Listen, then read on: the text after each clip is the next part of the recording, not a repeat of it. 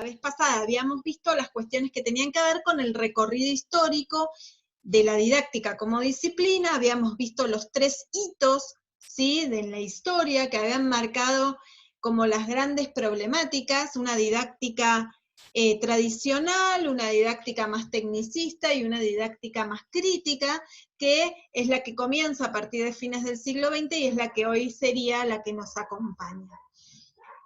Si avanzamos a partir de ese power, podemos ver con el texto de Camiglioni qué pasa con la didáctica en la corriente actual, ¿sí? ¿Cuáles serían las corrientes actuales de la didáctica? ¿Y qué le pasa a la didáctica como disciplina científica hoy?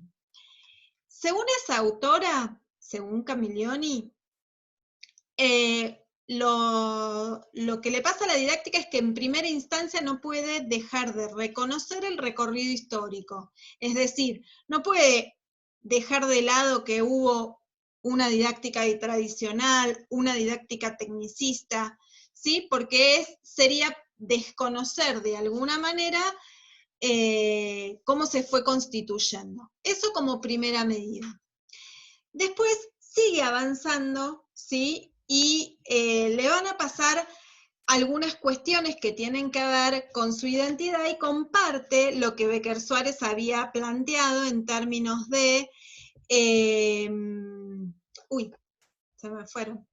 En términos de, si recuerdan, de la redefinición del objeto de estudio, ¿sí? Si era enseñanza-aprendizaje, si era clase escolar, eso por un lado, buenas, y por otro lado, todas las cuestiones que tenían que ver con ser reconocida por las otras ciencias.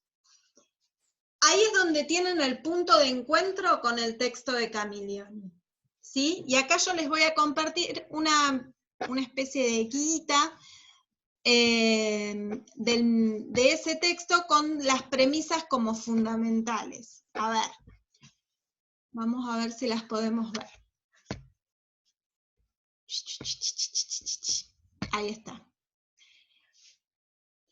Este es el texto de Camiglioni. Camiglioni, al igual que Becker Suárez, está diciendo que la didáctica hoy, en las corrientes actuales, es una disciplina en busca de su identidad. Sigue teniendo dificultades en la constitución de su propia identidad. Y esto es por 3 razones, según Camiglioni.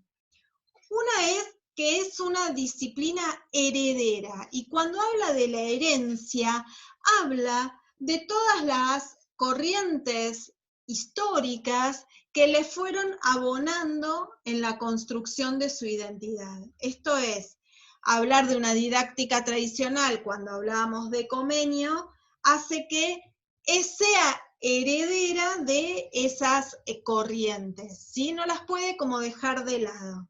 Entonces, hereda toda la historia por la cual la didáctica en sus inicios fue y fue siendo a lo largo de la historia. Eso por un lado. Por otro lado es deudora. ¿Por qué es deudora? Porque hay un montón de ciencias que se ocupan de pensar acerca de la enseñanza. ¿Por qué? Porque la enseñanza es una práctica social. Como es una práctica social, es también la sociología quien puede abordarla, por ejemplo. O la antropología también puede hablar de la enseñanza. O también puede hablar la historia. Con lo cual hay un montón de otras ciencias que no son la didáctica y que pueden hablar respecto de la enseñanza y que producen teoría acerca de la enseñanza. La explican, describen algunas cuestiones que impactan de lleno. Entonces, es deudora de todos esos aportes teóricos que las otras ciencias le estarían aportando. ¿Bien? Entonces, hereda las tradiciones históricas, parte de su recorrido histórico, es deudora de toda la producción teórica de las otras ciencias, y ahí se cuestiona Camiglioni si es oferente, si en realidad ofrece teoría o aún no. Y ahí es donde está el gran debate, ¿sí? Por el momento, entonces, las dos ideas centrales del Camillioni tienen que ver con que hereda de sus tradiciones históricas y le debe a las otras ciencias lo que las otras ciencias le estarían aportando. ¿Bien? Y hay dos supuestos fundamentales. Un supuesto que tiene que ver con que la didáctica se reconoce como ciencia, pero las otras ciencias no la reconocen como tal. ¿Por qué? Porque como su objeto de estudio necesita el aporte teórico de las otras ciencias, entonces no es tan clara de qué se ocupa. Ese es el primer supuesto que hay que analizar. Es reconocido y demarcado por los didactas, pero por las otras ciencias no tanto. Y el segundo supuesto tiene que ver con que es una disciplina global. ¿Por qué es global? Porque su objeto de estudio, que es la enseñanza, tiene unas particularidades que necesitan ser abordadas desde distintos puntos de vista. Necesito lo que la sociología me puede aportar, necesito lo que la historia me puede aportar, necesito lo que la antropología me puede aportar, con lo cual necesito sí o sí como didacta todos esos aportes teóricos, ¿sí? Entonces, con todos esos aportes yo voy a poder explicar y describir el fenómeno que estudio y también voy a poder sugerir o construir sugerencias para la intervención en el enseñar mejor posicionada. Entonces, recapitulemos. ¿Alguno leyó el texto de Camillioni? A ver, vamos a ver las manos. ¡Ah! ¡Qué feo! Ah, esperen, que no los veo. A ver si dejo de compartir. Ahí somos más, qué bueno. A ver, ahí abajo tienen la manito. ¿Quién leyó? Así. Y yo les pongo... ¿Quién leyó el texto de Camillioni? ¿Están siendo grabados? ¿Ustedes están siendo grabados? No lo leyeron. No se empiecen a atrasar porque empiezan a acumularse lecturas que después se van a hacer intensas, ¿sí? A ver, lo que yo intento, porque no está bueno que ustedes lean solos, sin acompañamiento, es que en estos encuentros podamos develar algunas partes del texto que después no les resulte tan dificultoso. El texto es intenso, es arduo, ¿sí? Solamente le puse los dos grandes supuestos, lo que serían las dos grandes ideas principales del texto, y cómo se relaciona con el texto de Becker Suárez. ¿Está bien? Entonces, si pasamos en limpio, lo que venimos haciendo hasta ahora tiene que ver con ubicar a la didáctica. La didáctica es ciencia. ¿Por qué es ciencia? Porque tiene un objeto de estudio. ¿Cuál es ese objeto de estudio? La enseñanza. La enseñanza es una práctica social y ahora vamos a intentar describirla, que es lo que nos corresponde ahora. ¿Sí? Como ciencia tiene su objeto de estudio y se encarga de explicar y describir ese objeto de estudio, ¿sí? Porque produce investigaciones a través de las cuales genera teoría acerca de esa enseñanza.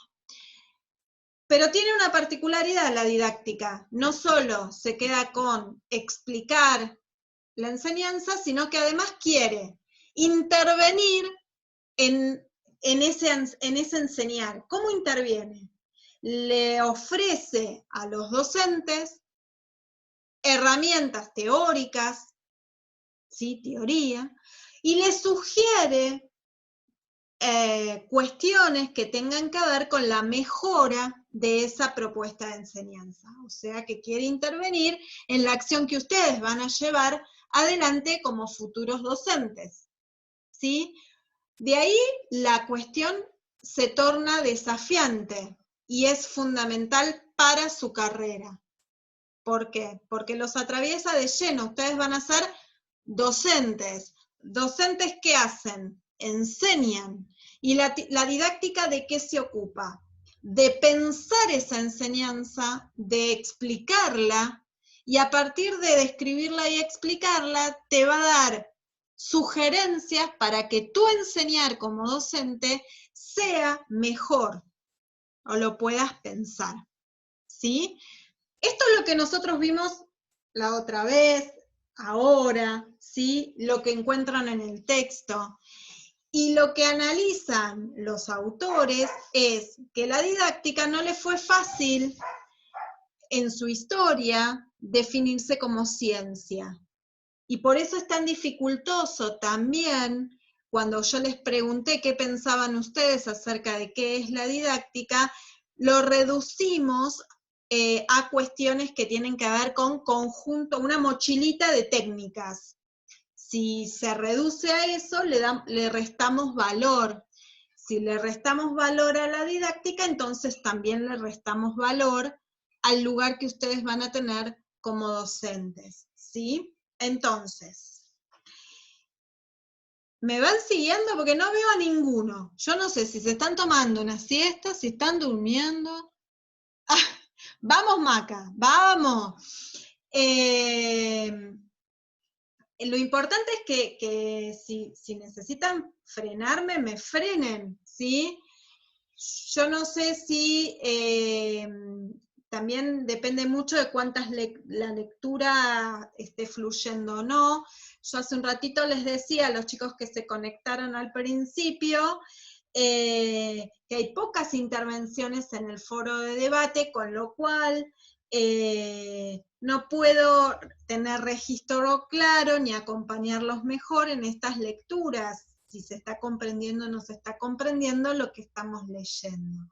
Más allá de lo que podemos charlar acá o que yo les puedo transmitir, que se torna denso porque es denso el material teórico que tiene la didáctica, ¿sí? Pero ahí necesito que ustedes participen un poquito más. ¿Por qué? Porque además, acto seguido de esto, yo ahora termino las clases Zoom de esta semana y le incorporo nuevo material teórico. ¿Sí? Entonces van a tener mucho bagaje de información que tener que capitalizar y va a ser más dificultoso si lo dejamos todo, se va atrasando. ¿Sí? Bien, les decía que nosotros ahí compartimos. Hace un ratito también les decía a los chicos que en la plataforma yo subí una lección, ¿sí? Que si ustedes cliquean, dice justificación de la didáctica, que se los mostré hace un ratito, entra a una frase, ¿sí? Que sintetiza de alguna manera el posicionamiento didáctico que estamos compartiendo y construyendo. Y que vayan marcando en esa frase las premisas más importantes y que las intenten relacionar con los textos que estamos leyendo, ¿sí? Y después sí les compartí la guía de lo que sería el hoy, que es el texto de Camillioni, que hablaba de herencias, deudas y legados, ¿sí? Y habíamos dicho que según esta autora, la didáctica tiene problemas en su identidad o está buscando nuevamente su identidad, y esto se debe a que hereda tradiciones históricas, se debe, mejor dicho, o es deudora de lo que las otras ciencias le pueden aportar, y necesita producir mayor cantidad de teoría porque se tiene que convertir en oferente, es decir, tiene que dejar un legado.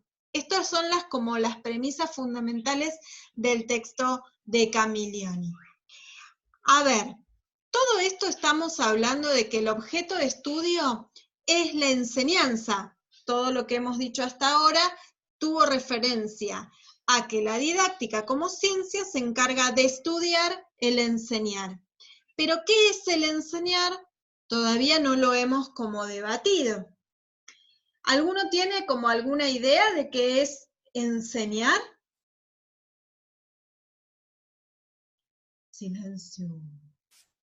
Silencio. ¿Quién se anima?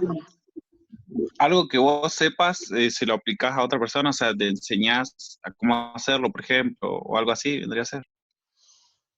Claro, a ver, pero fíjate que vos explicaste el enseñar con la misma palabra que estás intentando definir. Si yo la tuviese que definir, Ah, ¿cómo lo definís? Está bien lo que decís, y pero bueno, ponele una palabra claro. que no sea enseñar. Mm, me mataste, profe. Pero a ver, ¿Para qué cuando pienso? vos le decías algo, Formar, puede ¿Comunicar? ser. hay algo del ¿Comunicar? comunicar, sí, hay algo del comunicar. Lo primero que tenemos que decir es que es algo que se lleva adelante, ¿sí? Es un proceso. Hay algo de comunicar porque yo quiero transmitir algo, ¿sí? Entonces hay un proceso de transmisión en función de todo lo que nosotros estamos diciendo, es un proceso por el cual yo quiero transmitir algo. Por lo menos le quiero transmitir algo a alguien, uno o Claro, como muchos. brindar información. Exacto, ahora le vamos a ir puliendo. Sea información, sea lo que fuera. A ver, también le puedo transmitir cuestiones que tienen que ver, por ejemplo, con una habilidad, ¿no? O sobre todo ustedes con una actitud corporal y no necesariamente con algo dato, ¿no? Información dato, sino también con algo, por ejemplo, comer con cuchillo y tenedor, es algo que también se enseña, se transmite, y no es un dato, no es 1810 Revolución de Mayo, 25 de mayo Revolución. Quedamos todos ahí como, ¿sí? Es otra cosa, pero también se enseña. Tiene que haber entonces, a ver, volvamos, enseñar un proceso de transmisión por el cual alguien quiere transmitirle algo, sea dato, sea información, sea actitud, sea valor, sea cuestiones corporales, a un otro, uno o muchos, ¿sí? Con lo cual ya el enseñar implica dos o más personas, implica unidad, ¿sí? Además de que implica dos o más personas, esto hace que sea sí o sí una práctica social. ¿Por qué es una práctica social? Porque involucra más de dos personas, o dos o más, ¿sí? Entonces es una práctica social. A esto le sumamos, ¿es lo mismo esa práctica de transmisión hoy, ni más ni menos, ¿no? En este contexto, que fines del siglo XIX va a ser la misma la transmisión? Claramente no, ¿sí? Primero y principal porque el contexto histórico no es el mismo y porque hay cuestiones que hacen a la realidad histórica, social, política y cultural que se modifican, ¿sí? Claramente a ustedes les toca una situación de inicio de formación de su carrera de grado en un contexto que los atraviesa y los interpela de una manera inédita, porque en ningún otro momento, al menos que yo conozca, que yo haya vivido, ha sucedido una cuestión como esta, donde estemos como con este aislamiento social obligatorio. Con lo cual, esta realidad es única para el proceso del enseñar, para nuestro enseñar, ¿sí? Entonces, si volvemos a definir lo que es enseñanza, es práctica social, proceso de transmisión, involucra dos o más personas, ¿sí? Hay una intencionalidad a la hora del enseñar. Yo quiero enseñar, quiero esa transmisión. Sé algo que supongo que un otro no tiene, con lo cual intento transmitírselo. ¿Bien? Ahora, ¿qué pasa con el otro? Porque estamos diciendo todo con respecto al enseñar. Yo quiero transmitirle a ese otro, ¿y ese otro qué hace?